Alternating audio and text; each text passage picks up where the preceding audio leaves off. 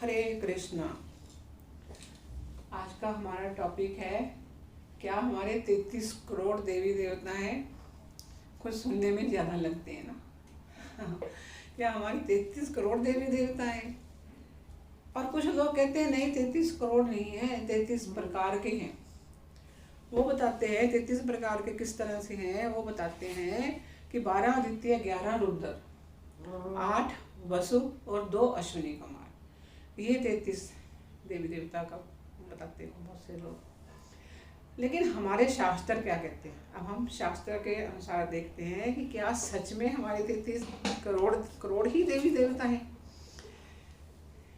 देखिए, 33 करोड़ देवी देवता ही हैं।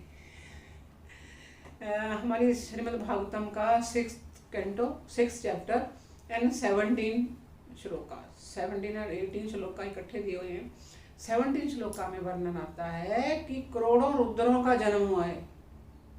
अब वो किस कैटेगरी में जाएंगे? फिर यजुर्वेद, हमारे शास्त्र है ना यजुर्वेद, यजुर्वेद में बताया गया है कि 33 चैप्टर में मंत्र 7 में इसका डिटेल में वर्णन किया गया है। फिर विष्णु पुराण में खंड 2 अध्याय 12 और श्लोक संख्या 7, इसमें भी सेम वर्णन किया गया है।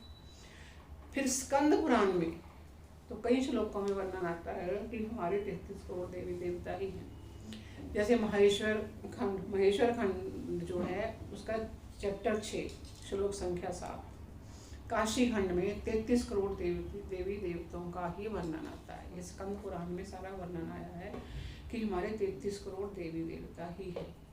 अब आप लोग पूछते हैं कि कैसे हैं, कौन कौन से हैं, कैसे गिने, कैसे करें? देखिए, शास्त्रों के अनुसार तो जो बताया गया है हम तो यही मानते हैं कि 33 करोड़ देवी देवता हैं। लेकिन जितने देवी देवताओं को हम देखते हैं, सुनते हैं, आगे उनके परिवार भी तो है ना। एक देवी देवता है, देवता है, उनका परिवार भी तो है, आगे उनके एक्सपेंशन है ना। तो उनके जो बच्चे होंगे, आगे बने होंगे, तो वो सारे देवी देवता ही तो होंगे। देवी देवताओं के बच्चे देवता ही होंगे, है ना। हम बहुत सारी देवियों की पूजा करते हैं, तो फिर वो किस कैटेगरी में आएंगे? वो भी तो एक हमारे शास्त्रों में इसका सारा वर्णन आया गया। क्या हो गया?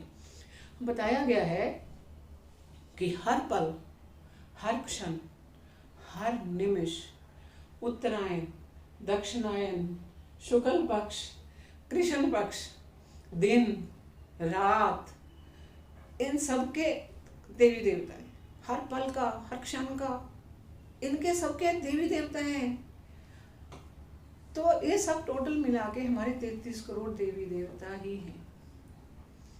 एक बात ये। दूसरी बात, आपका क्वेश्चन था कि हम किसकी पूजा करेंगे, यही पूछा ना। तो ऐसा है, देवी देवताओं को तो हम सब करते हैं, है ना। क्यों करते हैं हम देवी देवताओं की पूजा? क्यों करते हैं? जब भगवान कहते हैं कि मैं ही, भगवत गीता ने बार बार जगह जगह बताया गया है कि मैं ही एक भगवान हूँ, तो हम फिर भी करते हैं ना। क्यों करते हैं? क्योंकि देवी देवताओं की पूजा करने से फटाफट से फल मिल जाता है। भौतिक फल जल्दी मिलते हैं, पर क्षणिक होते हैं, थोड़े टाइम के लिए होते हैं। आपको फल मिल गया, खत्म, आपने पूजा पाठ की, फल की, मेला विधि विधान से की।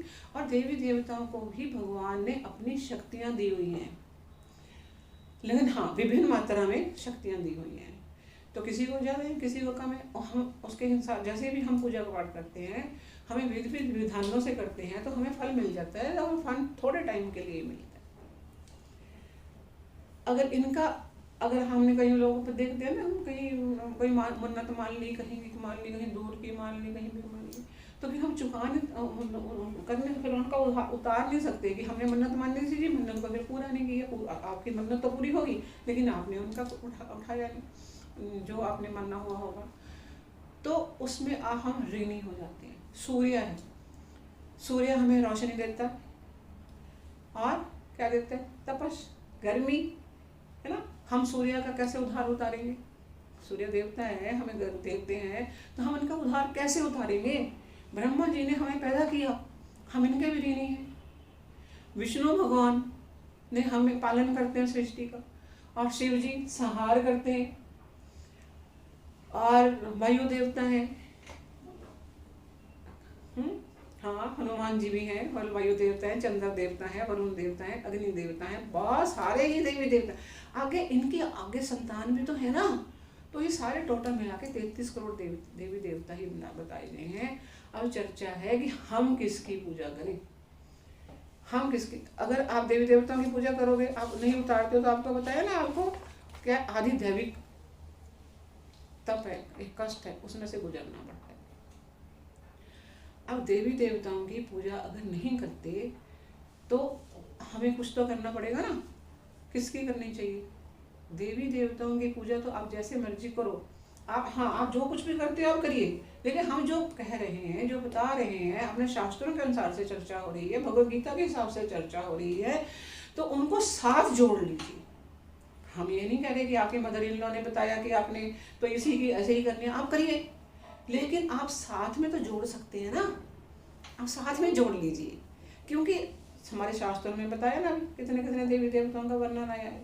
और हाँ, कुल देवियाँ होती हैं, हाँ होते हैं, मैंने बताया तो है, सब देवी देवता हैं, लेकिन आप इनका जब मन्नतें मान के बाद आपको इनका पूरा नहीं करते हो, तो आपको आदि दैविक एक कष्ट है, उसमें से गुजरना पड़ता है। 3 तरह के ताप बताए गए हमारे शास्त्रों में, आदि दैविक, आदि भौतिक, आदि आत्मिक। इनसे जो आदि दैविक है, इसमें से जैसे अभी कोरोना आया, वो सारे इसी कारण से आते हैं। तूफान, महामारी जो चलता, सूखा पड़ गया, ज़्यादा बारिश आ गई, ये सारा का सारा जो है आदि दैविक तप के कारण कष्ट मिलता है।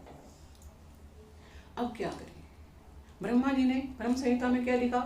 ईश्वर परम कृष्ण सच्चिदानंद विग्रह आदिरादि गोविंद सर्व कारण कारणम। कहते हैं गोविंद के नाम से विख्यात कृष्ण ही परमेश्वर हैं, उनका सच्चिदानंद शरीर है, वे सबों के मूल कारण है, उनका अन्य कोई कारण नहीं है, एवं वे समस्त कारणों के मूल कारण हैं। ये बताया गया ना हमारे ब्रह्म संहिता में, ब्रह्मा जी ने बताया। और भगवद गीता में एक चर्चा आती है,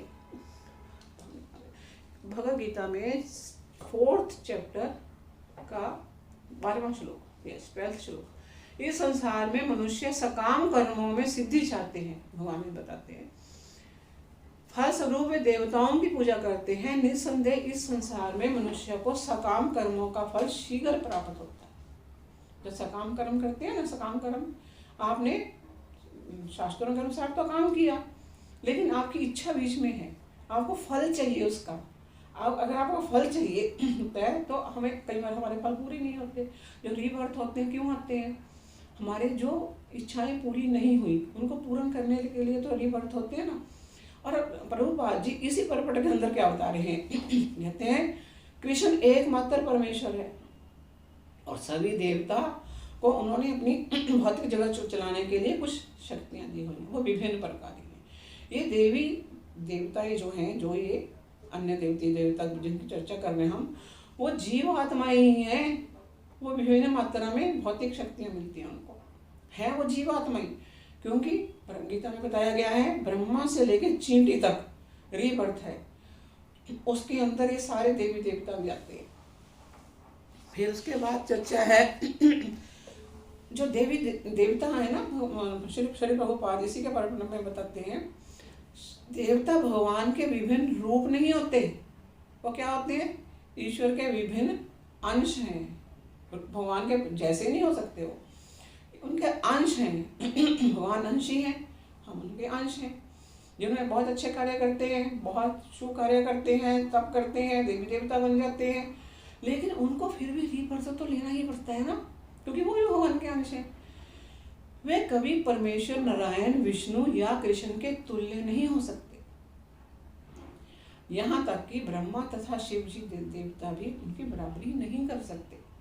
वास्तव में शिव जी और ब्रह्मा जैसे देवताओं द्वारा भगवान की पूजा की जाती है। ये श्री प्रभुपाद ने अपने परपट में बताया। फिर भगवान भगवद गीता में खुद ही क्या कहते हैं? भगवान गीता में 9 चैप्टर का 23वां श्लोक, उसमें भगवान कहते हैं, हे कुंती पुत्र, जो लोग अन्य देवताओं के भक्त हैं और उनकी श्रद्धा पूर्वक पूजा करते हैं, वास्तव में वे मेरी ही पूजा करते हैं, किंतु वे त्रुटिपूर्ण ढंग से करते हैं। भगवान ने बताया 23वें श्लोक में, 9th चैप्टर का। फिर चैप्टर 9 के 25 श्लोक में बताते हैं, जो देवताओं की पूजा करते हैं वे देवताओं के बीच जन्म लेंगे, जो पितरों को पूजते हैं वो पितरों के पास जाते हैं, और जो भूत प्रेतों की उपासना करते हैं वे उन्हीं के बीच जन्म लेते हैं, और जो मेरी पूजा, भगवान कहते हैं जो मेरी पूजा करते हैं वो मेरे साथ निवास करते हैं।